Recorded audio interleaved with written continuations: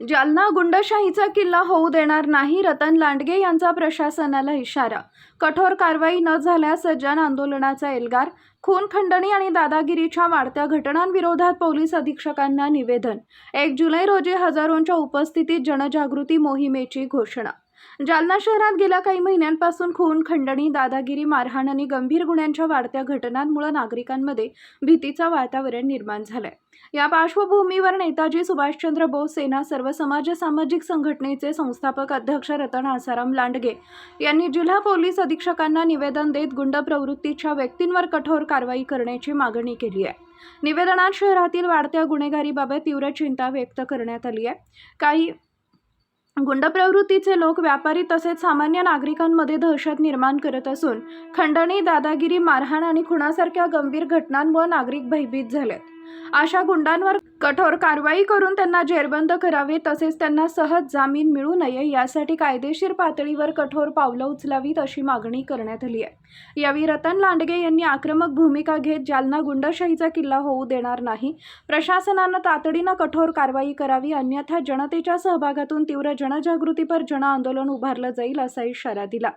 नागरिकांमध्ये धैर्य निर्माण करण्यासाठी आणि गुन्हेगारींविरोधात जनजागृती करण्याच्या उद्देशानं 1 जुलै 2026 रोजी हजारोंच्या उपस्थितीत जनजागृती मोहीम राबवण्यात येणार असल्याची घोषणाही यावेळी करण्यात आली.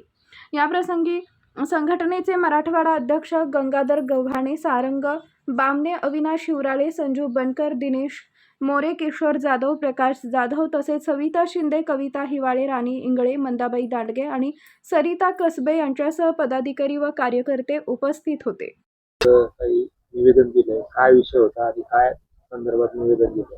जय सर, मी नेताजी सुभाषचंद्र बोस संघटनेचा अध्यक्ष रतन आसाराम लांडगे.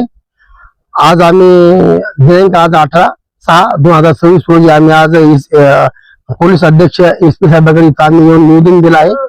तर आम्ही निवेदन विक्रम साळी या साहेबांना आम्ही निवेदन दिलं. त्यांना आम्ही आमचं मत मांडलं की जालना म्हणजे जालना गुंडशाहीचा किल्ला कधी होणार शासनाचा किल्ला, ह्या प्रकारे आम्ही त्यांना निवेदन दिलेलं आहे की शासनाच्या पलीकडे आज जालन्यामध्ये गुंड्याचा किल्ला झालेला आहे.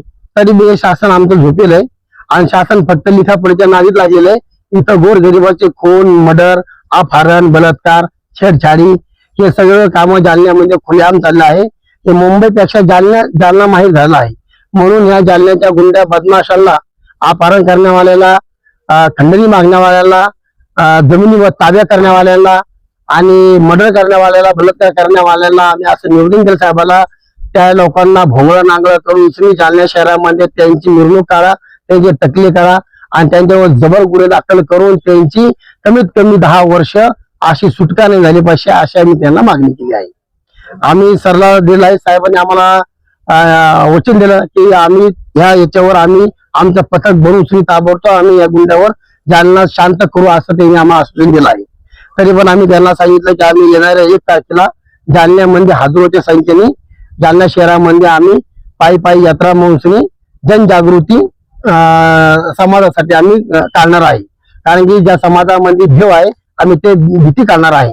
कारण की कोणाला भीती जरूरत नाही, आपल्या पाठीशी शासन आहे आणि शासन आपला मायबाप आहे आणि शासनच आपलं काम करणार आहे. शासनच्या दरबारी आल्यानंतर मोठे मोठे रुस्तम गुंडे इथं येऊन घुटले टेकते आणि पाया पडते आणि लंगोट बांधून पळून जाते. म्हणून साहेबांना आमचं निवेदन आहे की लवकर कारवाई करा आणि अशा बदमाश लोकांना पावबंद करून त्यांच्यावर गुन्हा दाखल करा. तुमचं म्हणणं आहे की जालना जिल्ह्यामध्ये गुंडगिरी, अपहरण याचे प्रकार जास्त वाढले. थोड्या गोष्टीवर खून मर्डर व्हायला लागले, अपहरण करायला लागले. लोक बसून नुसते आयता माल खायला पैसा, त्यांच्या तोंडला रगत लागले नाही, त्यांच्या तोंडाला रगत त्याच्या फटक्यात गोळा काढा इथून तिथून. आज साहेबांना आम्ही असं मत सांगितलं आहे. सर काय सांगा? नेताजी सुभाषचंद्र बोस संघटनेचे संस्थापक अध्यक्ष रतनदादा लांडगे यांच्या मार्गदर्शनाखाली 1 तारखेला आम्ही मिरवणुकीचं आयोजन केले. कारण हा गुंडगिरीचा जो मात चाललेला आहे आणि बऱ्याच दिवसापासून दादाला काही लोक त्रास देत आहे कुठल्याही तरी याच्या खाली, तर हा त्रास कुठेतरी थांबला गेला पाहिजे.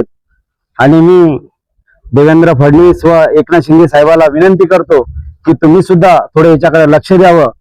कारण त्या गुंड्यांना पण माझं एवढंच सांगणं आहे की ज्या भाषेत तुम्ही ज्या ठिकाणी आम्हाला उत्तर देसाल, हा सुभाषचंद्र बोस संघटनेचा सैनिक, त्याच ठिकाणी तुम्हाला त्याच भाषेत उत्तर दिलं जाईल. चाहे ती लढाई रोडवरली असेल किंवा कुठली असेल, आम्हाला हा न्याय मागण्यासाठी जर मुंबईला जरी यायचं काम पडलं तरी आम्ही तिथं सुद्धा येऊन आंदोलन करू आणि आम्ही गरीबगरिबासाठी न्याय मागण्याचं काम करू. ही शेवटपर्यंत नेताजी सुभाषचंद्र बोस संघटनेची भूमिका राहील. बस माझी एवढीच म्हणणं आहे. गंगाधर गव्हाणे, मराठवाडा अध्यक्ष.